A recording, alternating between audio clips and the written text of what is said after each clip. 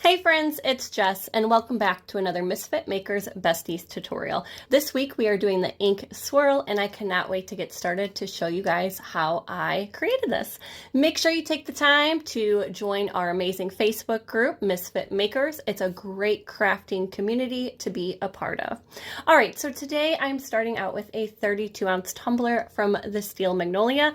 I already have my tumbler prepped, glittered, and epoxied once. The glitter color that I used is Fairest Opal of them all from the Glitter Guy, and if you guys are an OG, then you know I use this color all the time. It's one of my very first colors that I started with the Glitter Guy, and it's just so beautiful.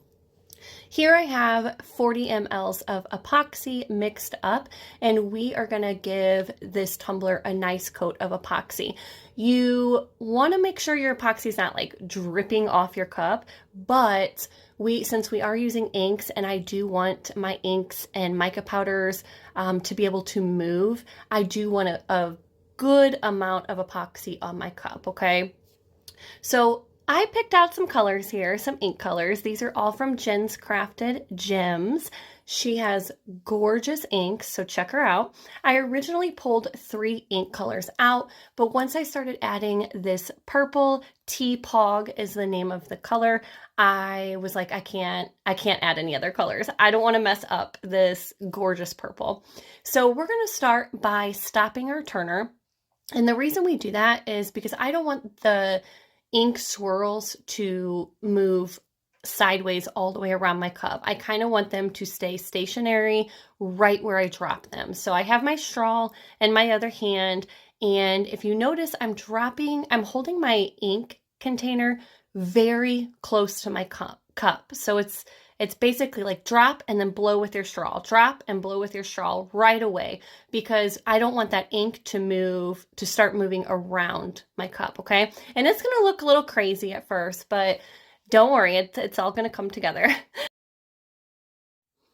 You might have some areas like towards the rims that get a little carried away. So you can see like right here where I'm dabbing. If that happens, just add some more ink and then blend that in. We're also going to be doing micas here in a minute. So micas and a little bit of glitter can hide those little imperfection spots that you might not be too happy with.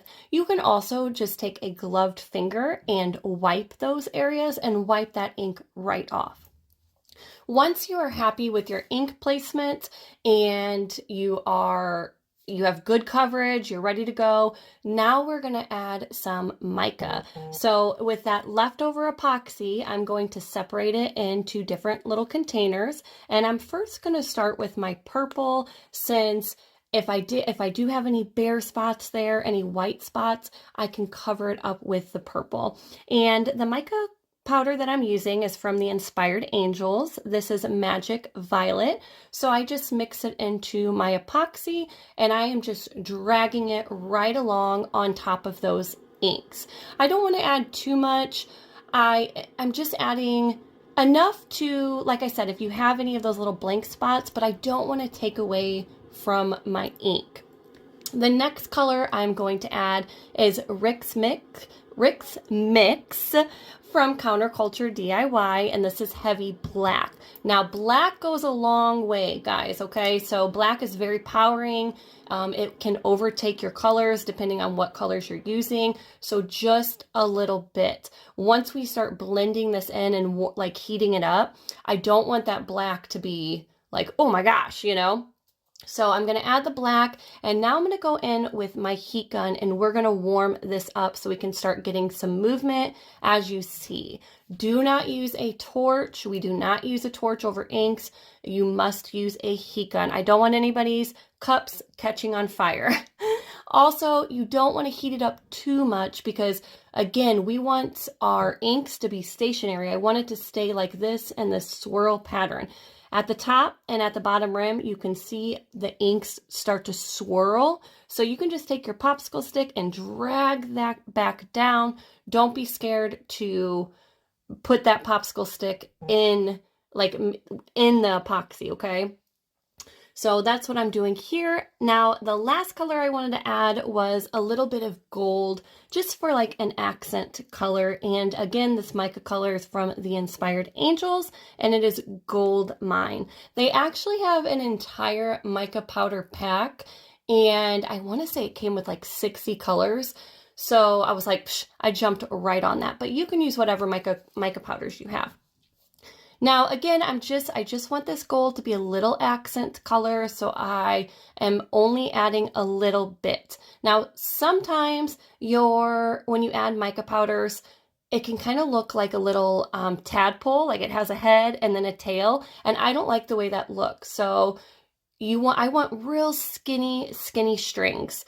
So just add a little bit on the end of your popsicle stick. If you add a lot, it's gonna like fall on your cup and then have that like line, that tadpole look, okay? So just a little bit on your popsicle stick and kind of drag it through. I love the way this is starting out.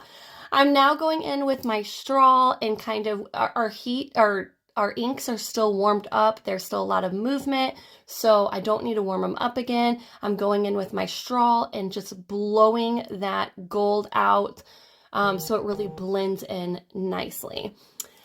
Now I would like to add some glitter. So I decided to go in with Minerva from Madame Glitter, which you can purchase at Vinyl Fun for Everyone, and you might find a discount code down below.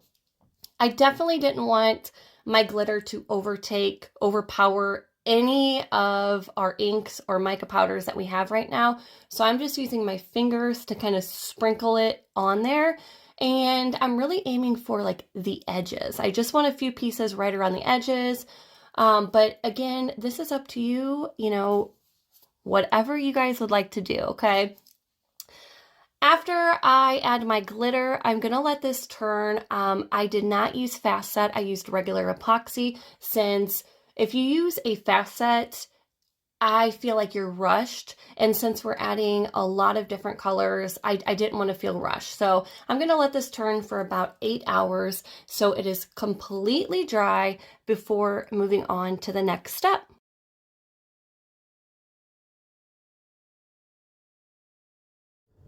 I am obsessed with these colors. I think it is gorgeous. So after letting this turn for about 8 hours, I want to make sure it is fully dry. I am then going to clean up my rim. It's very important to clean up your rim after every coat of epoxy. So we're going to clean that up with an X-Acto knife and sand it down. I'm also going to sand my entire tumbler. Kind of be very careful around my ink. I don't want to sand too hard over my ink, okay? But I do want to make sure that I have a smooth surface for our decal.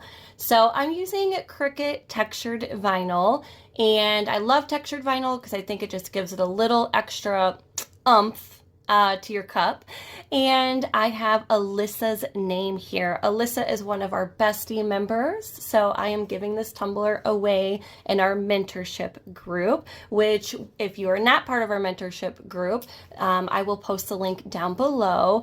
Jerry and I give away most of our cups over there, so definitely check it out if you want more information. My transfer tape is from Vinyl Fun for Everyone, and here I'm just applying my vinyl diagonally close to my ink swirl.